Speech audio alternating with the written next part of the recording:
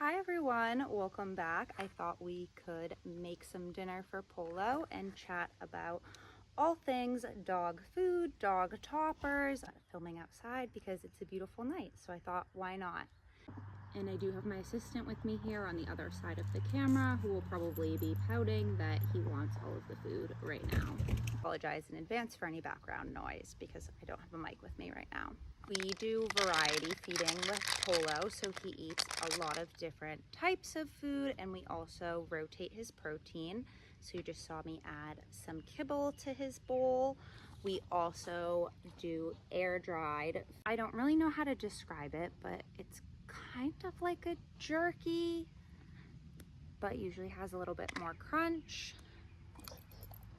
And then kind of combining the two, there's this new epic blend from Open Farm. We also feed him freeze-dried raw, which are these really soft little bites. We feed a variety of brands. Today I have no, and to have this one from Vital Essential. Clarify, Polo does not get all of these all at once. Usually he's just getting one as his base, and then he might get another one as a topper. Like today we're using the freeze-dried as a topper. And I always go in with some sort of hydration. Polo especially does not like to drink his regular water. He will, however, drink water if it's in with his food. He doesn't care if it's plain water, but we also use bone broth. This is a liquid version, and then this is a powder version that I really like as well that you can mix with water. Use different things like kefir, goat's milk, so a variety. Something else that we add in for Polo is some kind of omega oil or fish oil. We have a couple different brands that we like of this. You can also get it in like a pill form. This has really helped with his skin and coat health and helped him to not be so itchy, which is great. To make the very important disclaimer that this is just what works for Polo. Every dog is different. We have 4 rescue dogs and they all eat a little bit different, and that's within our own household. So what I feed Polo is not necessarily what you should be feeding your dog. And you should always be consulting with your vet on what's best. I call Polo my little vacuum dog because he likes to just inhale his food. He's such a foodie, so we always use some sort of slow feeder. I have kind of an insane collection of these now, from really cute, fun patterns, more challenging ones, some that are better for snacks, some for meals.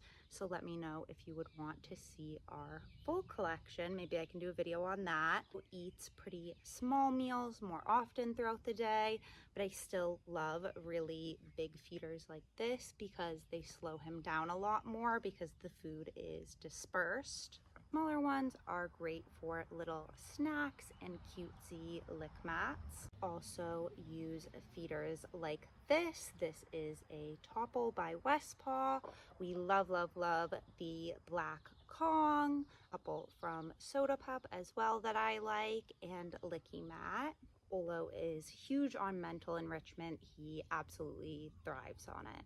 And then for some topper option, reminder that at least for the foods that I showed, those are all complete and balanced meals, so you don't want to overdo it with toppers and end up unbalancing the meal. The thing that we like to add to Polo's meal is organ meat. This is some freeze-dried chicken liver, and then we also have some dehydrated chicken liver.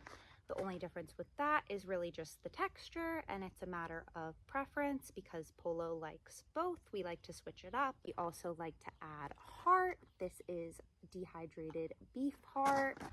This is the difference with the dehydrated heart and the freeze-dried heart. This is also beef heart and this is chicken, but you get the idea. This one has a bit more crunch and this one is very soft. Add things like tripe, lung, all different organ meat that serves different purposes. One thing about the liver that I did not know before social media is that liver is extremely nutrient dense, so you want to be careful, especially with this one, to not overdo it, because that can cause problems for your dog. Served in the right quantity, this is super beneficial and is often pretty high value for a lot of dogs. Proper options we like to add are sources of omegas, so this would be fish. These are cod skin, this crispy, crunchy texture. And then here, for example, we have some silver carp treats.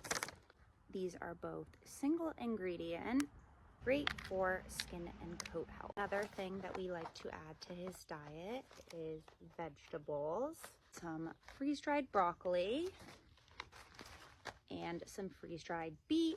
These are both really fun options, and the freeze-dried texture can be really good for pickier dogs. It's kind of light and crunchy and airy, can help them to be a little bit more interested if they don't love vegetables. Polo personally adores fruits and vegetables. And also give your dog fresh produce. We personally always steam any vegetables that we give Polo first for better nutrient absorption, and it seems to be a little bit gentler on his stomach. So fruit, I love to have freeze-dried fruit on hand because it's super easy and shelf stable. We use a variety of these. Trader Joe's actually has some really great options for freeze-dried blueberries, strawberries, bananas, and then we also love Dogged. These are freeze-dried figs. This is actually one of Polo's very favorite fruits. He went crazy for them. Of course, there are different supplements you can add to your dog's food.